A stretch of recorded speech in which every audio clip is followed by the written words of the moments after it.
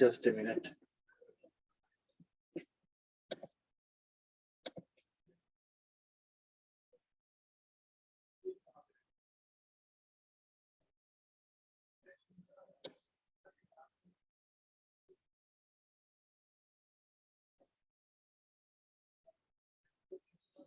All right, so now you can see the question right on the screen. This one, question number 2. In paper 2, there are 2 types of questions in general. One question is normally of 8 marks, and the other question is usually of 12 marks. So today we are going to talk about the 8 marker, how to attempt an 8 marks question. अच्छा, अब जो 8 marks question है ये 2 type के होते हैं जो P2 style के पेपर में आते हैं. हम इन दोनों को टुडे एड्रेस करेंगे, and of course then I will give you question based on P2 और जो भी हम पढ़ रहे हैं चैप्टर उससे रिलेटेड. और क्वेश्चन नंबर आई गेस, अच्छा ओके, सो अब मैं क्वेश्चन आपको मैं बता दूं, ये this is an 8 mark question. और 8 मार्क क्वेश्चन में आप गौर करो तो let me read the statement. The statement says, explain 2 advantages and 2 disadvantages of setting up a business as a private limited company. अब ये आप देख रहे हैं कि इसके 4 सेगमेंट्स हैं. There are 4 segments of this question. 2 advantage के हैं और 2 डिसएडवांटेज के हैं. क्यों सकीना, ऐसे ही है ना? Yes. अच्छा, जब इस तरह का क्वेश्चन आए कि 8 मार्कर है और उसके 4 सेगमेंट्स बने हुए हैं और उसमें किसी बिजनेस को रेफर नहीं किया गया, यानी कि जो अब P2 के अंदर ये होता है कि इसमें they do not provide you some information about a business. You will always find a detailed case study regarding a business जो नॉर्मली 2 पेजेस की या 1.5 पेज की जरूर होती है. All right, okay, just a minute. All right, let me share it again. Yes. तो अब इसमें 4 सेगमेंट्स हमें बने हुए नजर आ रहे हैं और 8 मार्कर है ये. तो इसमें किसी बिजनेस को रेफर किया गया है? No sir. नो. और आपको बताया कि P2 में आपको एक लॉन्ग केस स्टडी दी जाती है 1.5 से 2 पेजेस की. वो मैंने अभी जो हम बात करने लगे हैं, क्योंकि इसमें कोई, ये पहले पुराने पेपर्स में तो नहीं होता था, लेकिन अब इन्होंने शुरू कर दिया है कि P2 स्टाइल के क्वेश्चन में भी ऐसे क्वेश्चन आ जाते हैं कि which have no link with the case study. Case study हम बोलते हैं जिसमें आपके पास a lot of matter is there regarding a business, their problems, issues, success, history, what they are going to do in future वगैरह वगैरह, इस तरह की चीजें डिटेल में दी होती हैं. और कुछ आपको उसमें फाइनेंशियल डेटा भी दिया होता है और फिर आपको उसके बेस पे क्वेश्चन का आंसर देने हैं. लेकिन अब अगर हम रीसेंट पेपर्स को उठाएं तो उसमें हमें ऐसे भी क्वेश्चन मिलते हैं P2 में जिसमें केस स्टडी के साथ लिंकअप होना या आपका आंसर लिंकअप करना जो है वो जरूरी नहीं है. इनफैक्ट आपको केस स्टडी को यूज ही नहीं करना, और वो हमें पता चलता है ऐसे जब बिजनेस को रेफर नहीं किया गया.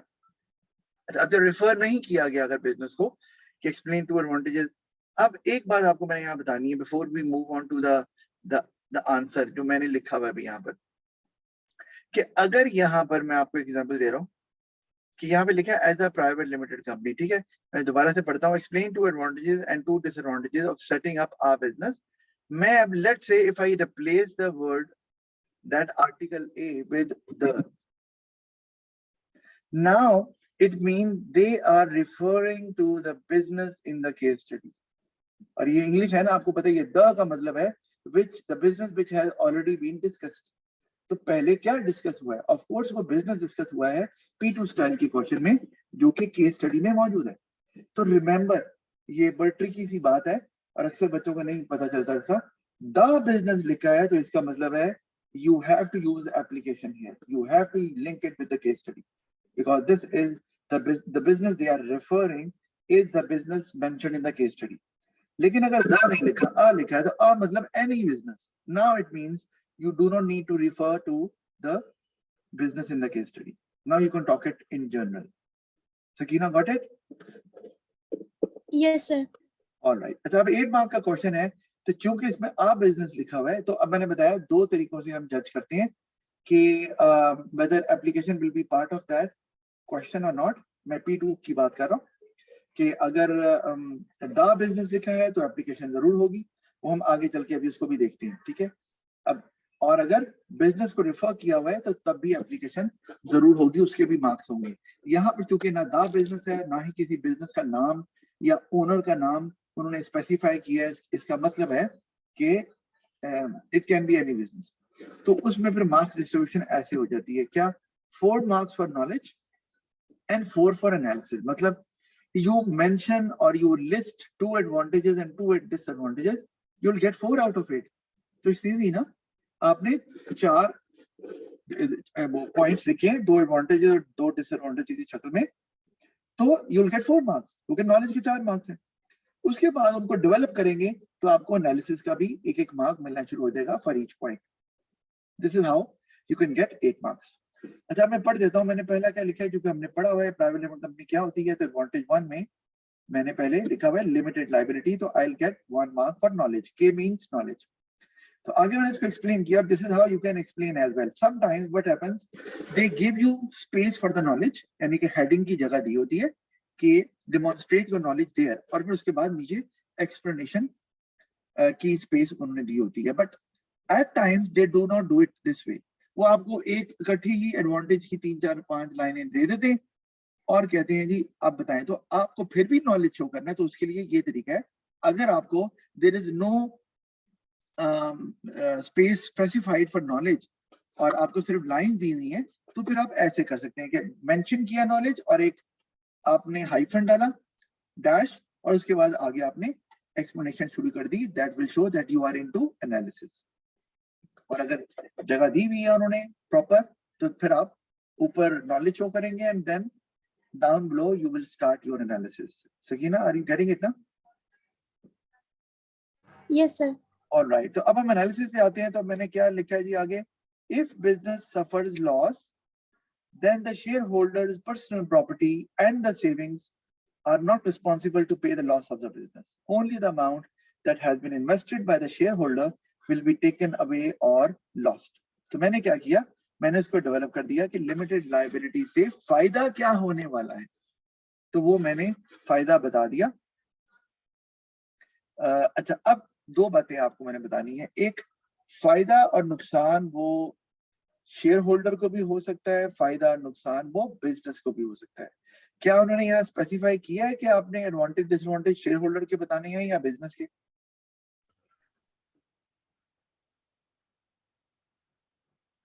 सर बिजनेस के, setting up a business.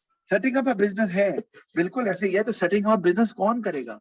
Of course वो शेयर होल्डर ही होगा ना कोई। मैंने आपको बताया था, when you set up a private limited company, there has to be at least one person who will be doing all the legal formalities before issuing shares to others.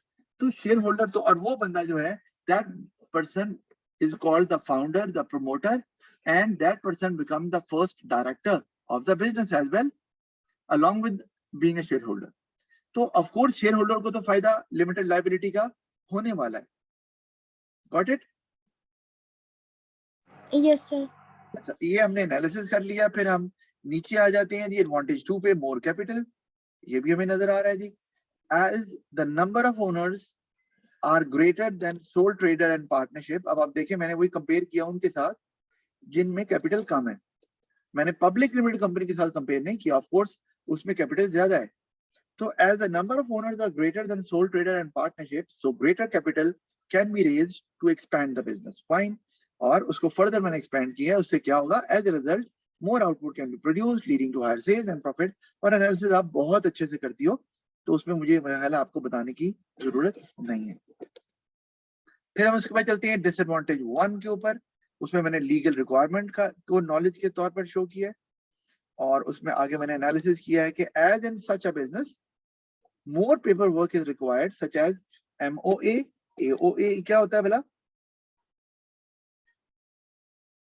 MO A stands for memorandum and AOA article of association. Very good, excellent answer. Memorandum of association and article of association. तो ये document दो जमा करवाने होते हैं, इसमें time भी लगता है। So delay is there in setting up a business. It means more time will be taken to achieve the break even. Break even समझती हो? Yes sir. क्या होता है? सर मतलब आपको उसमें ना प्रॉफिट हो रहा और ना लॉस।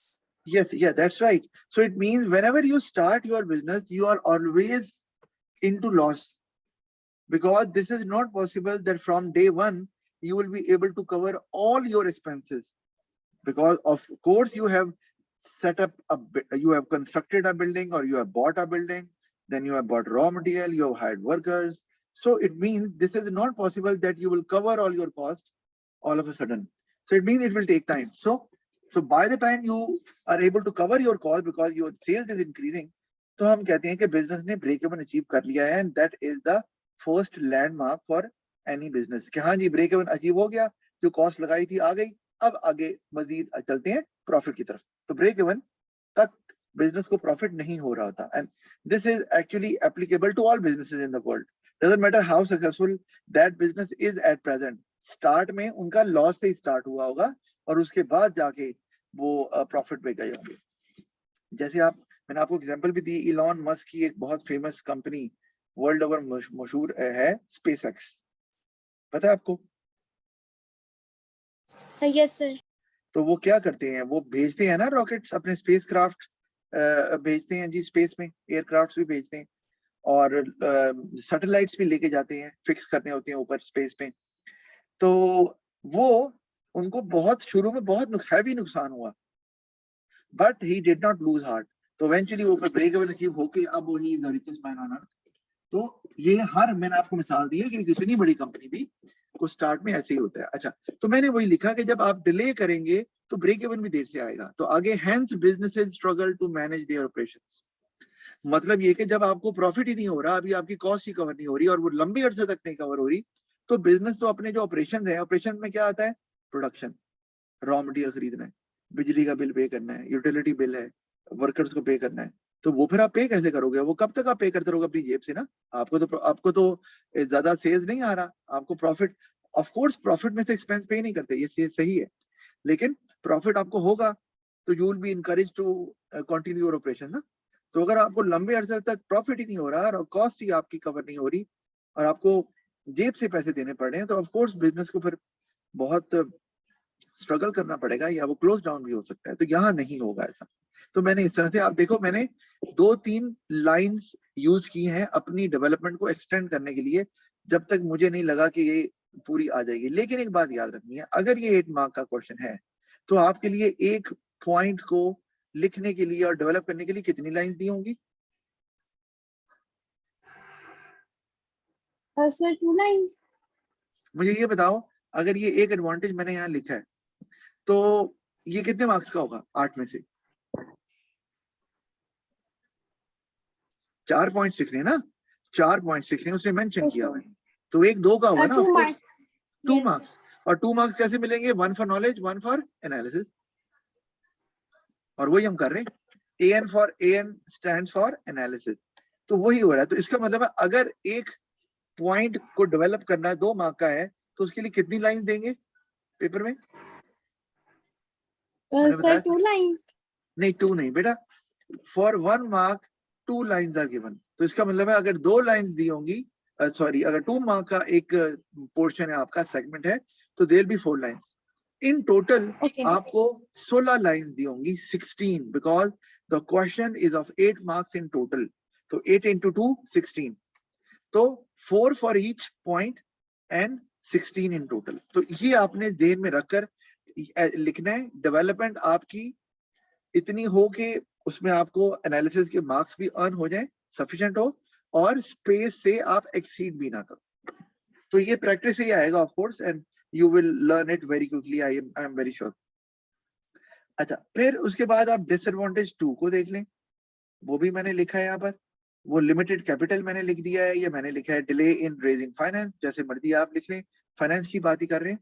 तो as in private limited company, just a minute, यहाँ से there is a limit to the number of shareholders added to a business. Of course, एक हद से ज्यादा आप नहीं रख सकते. Unlimited shareholder कहाँ होते हैं?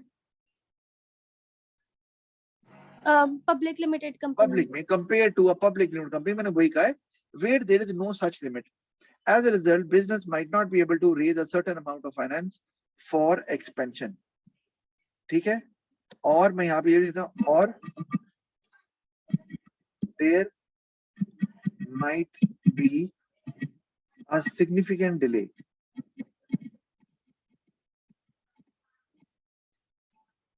या लॉन्ग डिले, ऐसे कर लेते हैं.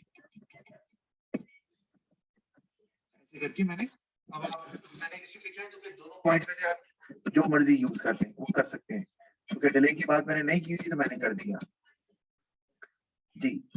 तो अब हमें क्या हुआ, हमें 8 में से 8 मार्क्स मिल गए क्योंकि हमने 4 नॉलेज के मार्क्स और 4 एनालिसिस के मार्क्स गेन कर लिए. Sakina, any issue? No. आप कहोगी तो आपको मैं वैसे ये शेयर भी कर दूंगा मॉडल आंसर 8 वाला. Anyway, moving on to another type of 8 mark question, उसको भी देख लेते हैं. और वो है हमारे पास, ये आ गया. अब ये पास पेपर का क्वेश्चन है क्योंकि मुझे ये पास पेपर को आपको दिखा रहा हूँ. अभी हमने इसको अटेम्प्ट भी किया है तो मैंने कहा यहाँ पर भी आपको एक और तरीके से दिखा. अब आप देखो, ये आपके पास ये पास पेपर की सॉफ्ट कॉपी है. तो आप देखो कितनी लाइन दी हुई है एक के लिए, 4, राइट? Yes. और हमें नॉलेज डेमोन्स्ट्रेट करने के लिए अलग से जगह नहीं मिली हुई. ठीक है, सेपरेट स्पेस नहीं है. तो मैंने पहले क्या किया, मैंने पहले नॉलेज को डेमोन्स्ट्रेट किया है. The owners would have limited liability, और उसके बाद एक्सप्लेन कर रहा हूँ. इस तरह यहाँ पर भी private limited company has greater ability to continue its activities, और आगे फिर उसको मैं डेवलप कर सकता हूँ. तो मैं इसको ये भी लिख सकता था लॉन्ग लाइफ. पहले अगर मैं चाहूँ, वैसे तो ये नॉलेज आ गया है, लेकिन मैं चाहूँ तो इसकी जगह पर नॉलेज में लॉन्ग लाइफ लिख सकता हूँ. और इसी तरह से फिर मैंने डिसएडवांटेज को कवर किया, लिमिटेड कैपिटल वाला. तो इसमें भी आप देखो, मैंने पहले नॉलेज को डेमोन्स्ट्रेट किया. It has limited capital compare to public limited company. मैंने कंपेयर क्यों किया, इसकी वजह ये है कि अगर मैं खाली लिमिटेड लिख दूंगा तो एग्जामिनर ये भी क्वेश्चन रेज कर सकता है कि भाई पार्टनरशिप और सोल ट्रेडर से तो ज्यादा होता है, आप कैसे लिमिटेड बोल रहे हैं. तो इसीलिए आप हमेशा कंपेयर करें कि जो उससे जिससे आपका कैपिटल कम है, और जिससे ज्यादा है तो उससे जब आप एडवांटेज लिखें तो वो भी लिखा जा सकता है. फिर मैंने नीचे इसको डेवलप किया, ये डिफरेंट तरीके से डेवलप किया, मैं इसको भी शेयर कर सकता हूँ. तो अब मैंने इसमें और पॉइंट इस्तेमाल किया, मैं जल्दी से पढ़ देता हूँ. क्या the owners would have limited liability, आगे मैंने लिखा है in case business offers loss, owners would lose their investment at the maximum and their personal belongings won't be sold to pay the amount of business debt. ये तो पहले भी हमने इस तरह की बात की हुई है, सिर्फ एक्सप्रेशन चेंज था. दूसरे में private limited company has great ability to continue its activities. मैं समझ रहा हूँ यहाँ पर आप एक नॉलेज का पॉइंट लॉन्ग लाइफ लिख सकते थे. अच्छा खैर, despite sustaining losses compare to sole trader और पार्टनरशिप, आप वो स्टिल उसकी वो चलती रहती है. अब मैंने कंपेयर कर दिया ना सोल ट्रेडर पार्टनरशिप से. क्यों? तो उसमें आप बिजनेस नहीं चल सकता, जैसे ही जो है वो लॉस आपका ऐसा होता है ज्यादा, क्योंकि वो नंबर ऑफ जो ओनर्स है वो कम होते हैं. अच्छा, the reason is that it has more owners, वही लिख दिया, to share the loss of the business, reducing the burden on owners, और बिजनेस डेवलप भी कर दिया. फिर डिसएडवांटेज में देखिए, it has limited capital compare to a public limited company, ये नॉलेज शो कर दी. आप वो हाइफन वाला जो मैंने तरीका बताया आपको, डैश डाल के लिमिटेड कैपिटल आगे डैश और आगे आप डेवलपमेंट कर रहे हैं, वो भी ठीक है. तो आगे द रीजन इज मैं क्यों लिख रहा हूँ, ऊपर भी लिखा हुआ है, ये शो कर रहा है कि आई एम इनटू एनालिसिस, मैं अपने पॉइंट को एक्सप्लेन कर रहा हूँ. तो ऐसे वर्ड्स अच्छे होते हैं, एग्जामिनर को क्लैरिटी मिलती है कि अच्छा ये बच्चा अब यहाँ पर एनालिसिस कर रहा है. The reason is that there is a restriction on the number of share holders that can be attracted and inability to sell their shares on the stock exchange. तो मैंने दो बातें लिख दी लिमिटेड कैपिटल की, एक शेयर होल्डर लिमिटेड होते हैं और दूसरा स्टॉक एक्सचेंज में सेल नहीं कर सकते, तो ज्यादा फाइनेंस जनरेट नहीं होता. तो ये लिखा जा सकता है ज्यादा लिखने की. अब आप देखो दोनों में मेरी स्पेस बची हुई है. वैसे तो ऑल्दो ये मैंने चूंकि टाइप किया हुआ है, हैंड रिटन में आपकी स्पेस ज्यादा कंज्यूम हो जाएगी, ये मैं आपको बता दूं, लेकिन स्टिल शायद आपकी थोड़ी सी स्पेस बच जाए, डज नॉट मैटर, क्योंकि हमें पता है कि एक पोर्शन के लिए एक ही नंबर एनालिसिस का है, तो हमें बहुत लंबा एक्सटेंड करने की जरूरत नहीं है. जैसे आप पेपर 1 में जो 6 मार्क का क्वेश्चन होता है, डू यू थिंक में एक्सटेंड करती हो, तो यहाँ नहीं जरूरत। अगर स्पेस है, एक्सटेंड करना चाह रही हो तो कर सकती है, नो प्रॉब्लम। फिर डिसएडवांटेज 2 में there is absence of freedom to sell shares if an owner wants, तो ये मैंने पहले नॉलेज शो कर दिया, एब्सेंस ऑफ फ्रीडम वाला। If an owner wants to leave the business by selling shares to someone, he or she has to take the consent of the existing owners first. That might prevent quick transfer of shares. तो मैंने ये development भी कर दी अच्छे से, right. तो ये हमारा पूरा हो गया। मैं वैसे ना लाइव जो पेपर सॉल्व करता हूँ क्लास में, ये वो है असल में। ऑलराइट, तो इसको भी हम साइड पे कर देते हैं। सर अगर 8 मार्क क्वेश्चन में एप्लीकेशन भी करनी हो तो फिर उसमें भी कैसे डिस्ट्रीब्यूशन होती है मार्क्स की? जी बेटा वही अब बताने लगा ना, वही। अभी तक हमने एक तरह का 8 मार्क का क्वेश्चन देखा है जिसमें एप्लीकेशन नहीं है और 4 सेगमेंट्स बने हुए हैं, और हम एक नॉलेज और एक एनालिसिस फॉर ईच पॉइंट हम गेन कर रहे हैं, और इस तरह से 8 मार्क हम गेन कर लेंगे। अब हमारे पास आ गया दूसरी टाइप 8 मार्क की, और वो आपके सामने है। अब देखिए क्वेश्चन 2A है, मुझे इसके लिए केस स्टडी भी थोड़ी सी आपको जरूर दिखाऊंगा, लेकिन बाद में। अच्छा, identify and explain 2 possible benefits to FF। अब ये FF एक बिजनेस है जिसका जिक्र हुआ हुआ है केस स्टडी में, from changes in IT see appendix 1 उन्होंने बताया, और ये जून 2016 पेपर 2 वेरिएंट 2 ये है मेंशन हुआ हुआ है, और 8 मार्क का क्वेश्चन है। अब आप देखें तो हमने 2 बेनिफिट्स लिखने, इसका मतलब है हमें दिए जाएंगे 2 सेगमेंट्स इस क्वेश्चन के अंदर आंसर करने के लिए। तो इसमें जो मार्क्स की डिस्ट्रीब्यूशन होगी वो कुछ ऐसे होगी, मैं यहीं आपको करके दिखा देता हूं।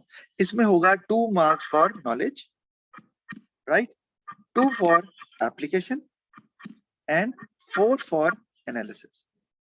ये है, इस तरह का क्वेश्चन आएगा तो उसकी डिस्ट्रीब्यूशन कुछ इस तरह से होगी। अच्छा, एक और बात, do not get confused when you will start looking at the past papers. Reason, क्योंकि पहले पैटर्न में स्लाइड चेंज था। वो क्या, 2016 के भी अगर आप मार्क्स स्कीम निकालोगी तो शायद आपको ये वाली जो मैंने मार्क्स डिस्ट्रीब्यूशन बताई है वो नजर ना आए, लेकिन परेशान नहीं होना। क्यों? क्योंकि अब ये मार्क्स डिस्ट्रीब्यूशन थोड़ी सी उन्होंने चेंज कर दी है 2020 से। पहले क्या होता था कि जब इस तरह का क्वेश्चन आता था 2 सेगमेंट वाला 8 मार्क का, तो उसमें होता था 2 marks for knowledge, 4 for application and 2 for analysis. यानी कि एप्लीकेशन के हर पोर्शन में, सेगमेंट में 2 मार्क्स होते थे, यानी कि हर सेगमेंट में 1 नंबर नॉलेज का। अगर एक सेगमेंट देखो ना, अगर 2 सेगमेंट हैं और the question is of 8 marks, तो एक सेगमेंट के कितने मार्क्स हुए? 4 मार्क्स। 4 मार्क्स। तो वो ऐसे होते थे कि 1 for knowledge, 2 for application, 1 for analysis. 4 हो गए ना, ये पहले होता था। इसी तरह दूसरे सेगमेंट के भी ऐसे होते थे, 1 for knowledge, 2 for application, 1 for analysis. अब ऐसे नहीं है। अब ये हुआ है कि अब हर पोर्शन के लिए चेंज कर दिया उन्होंने। क्या अब है, वो हर पोर्शन के मार्क्स वही है 4, लेकिन अब हो गया 1 for knowledge, 1 for application and 2 for analysis. Got it? Yes. तो ये इस तरह बन गए, 2 for knowledge, 2 for application and 4 for analysis. इसका मतलब है अब 8 मार्क के लिए you have to extend your development. अब आप, क्योंकि अब आपको ज्यादा स्पेस दी जाएगी, ऑफ कोर्स, क्योंकि 8 मार्क का क्वेश्चन है, और अगर एक क्वेश्चन सेगमेंट 4 मार्क का है तो कितनी लाइन होंगी इसमें?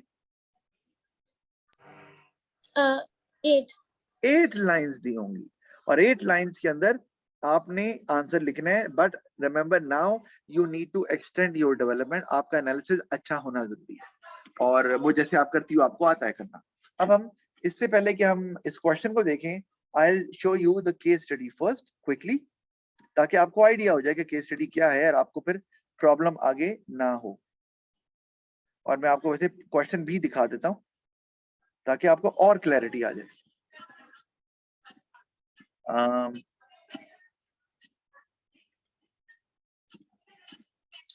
आई गेस शुरू में था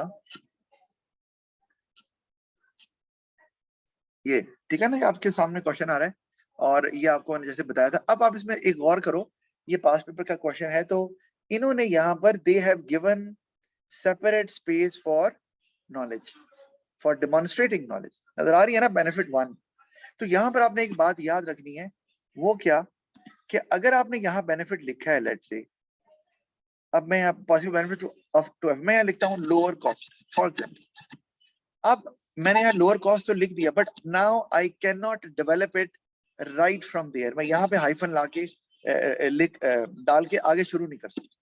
Remember, because this space is meant for showing knowledge. Simple as that. आप यहाँ पर लोअर कॉस्ट नहीं लिखना है तो आप लंबा जरूर कर सकते हो कि it will help business to reduce its average cost वगैरह वगैरह, आपकी मर्जी है। But these two lines are only for demonstrating knowledge. ये आपने याद रखना। यहाँ पर आप एक्सप्लेनेशन या अपना एनालिसिस नहीं कर सकते। क्यों? क्योंकि उन्होंने स्पेसिफाई कर दिया ये है नॉलेज डेमोन्स्ट्रेट करने की जगह।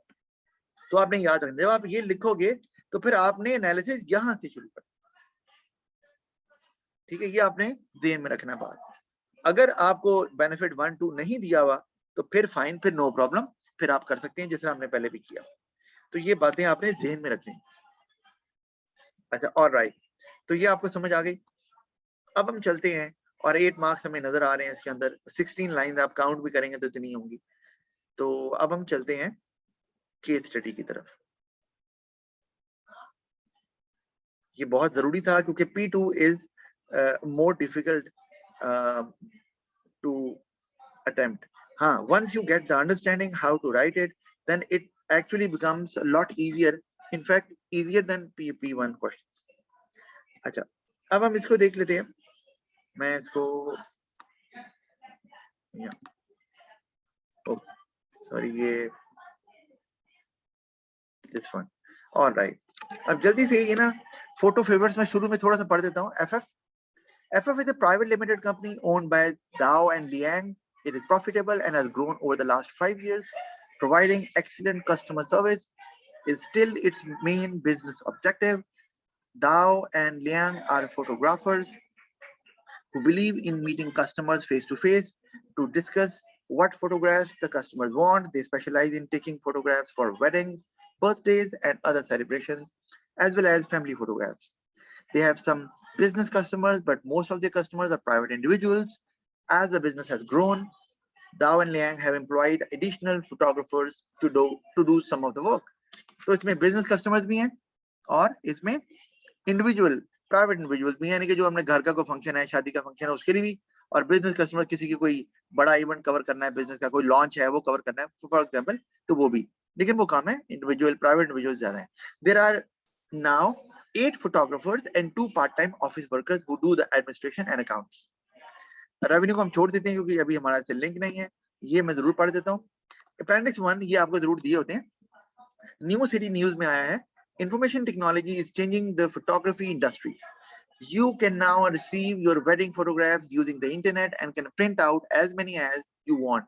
You only pay for the services of the photographer at the wedding rather than also paying for each photograph. तो आपको फोटोग्राफ के लिए पे नहीं करना, आपने सिर्फ वो इवेंट कवर करने के लिए देना है, क्योंकि बाकी तो आपको वो इंटरनेट के थ्रू भेज देंगे ना सॉफ्ट कॉपी। तो वो जो वरना होता ही था कि एक इवेंट कवर करने की कॉस्ट और एक फोटोज को डेवलप करने की कॉस्ट, जो आपको पिक्चर्स वो प्रिंट करके देते, वो नहीं करनी। ये अब आपको सीधा इंटरनेट पे वो मेल कर देंगे, जो भी तरीका है उनके पास, या इंटरनेट पे जो उनका प्लेटफॉर्म है वेबसाइट पे, उसके थ्रू भेज सकते हैं आपको। तो ये आपके पैसे यहाँ बच रहे हैं। अच्छा, family and friends can be given a password to view all your photographs and you can download a program app to automatically open these on some mobile phones. This makes it much quicker to see your photographs from the wedding or other special occasion. क्योंकि हर एक को जल्दी होती है कि शादी की तस्वीरें आई हैं, देखें कैसी आई हैं, तो वो बहुत immediately आप देख सकते हैं, आपको दुकान पे जाने की भी जरूरत नहीं है, rather than having to wait several days or weeks before they are available to order. All right, बस हमने इतना ही पढ़ना था क्योंकि यही हमारे क्वेश्चन से रिलेटेड भी है, तो ये आपको आइडिया हो गया कि ये बिजनेस क्या है। अच्छा, बेहतर तरीका एक और बता दूं कि एप्लीकेशन यूज करने के लिए आप क्या कर सकते हैं, इंपॉर्टेंट लाइंस को हाईलाइट भी कर सकते हैं। This is also possible. जैसे कि मैं कहता हूँ अच्छा ये 5 साल से काम कर रही है तो इसका इमेज अच्छा होगा, अच्छा ये एक प्राइवेट लिमिटेड कंपनी है, अच्छा इसका जो ऑब्जेक्टिव है वो एक्सीलेंट कस्टमर सर्विस है, एक्सीलेंट कस्टमर सर्विस है, राइट। अच्छा, और इसके अलावा ये फोटोग्राफी में डील करते हैं और वेडिंग, बर्थडेज और other celebration. इस तरह से you can, while reading the case study, you can start underlining it, right? और उससे फायदा क्या होता है कि जब आपने एप्लीकेशन यूज करनी होती है तो आपके लिए आसान हो जाता है। अच्छा 8 फोटोग्राफर्स हैं, 2 पार्ट टाइम वर्कर्स हैं, वगैरह वगैरह। तो ये एक आसान तरीका है, रादर देन आप केस स्टडी को दोबारा पढ़ो कि मैं कहाँ से एप्लीकेशन को, कहाँ से कॉन्टेक्स्ट को यूज करूं। तो ये एक अच्छा तरीकेकार है जो आप ये इस्तेमाल कर सकते हैं। ऑलराइट, इसको मैं मिटा देता हूँ।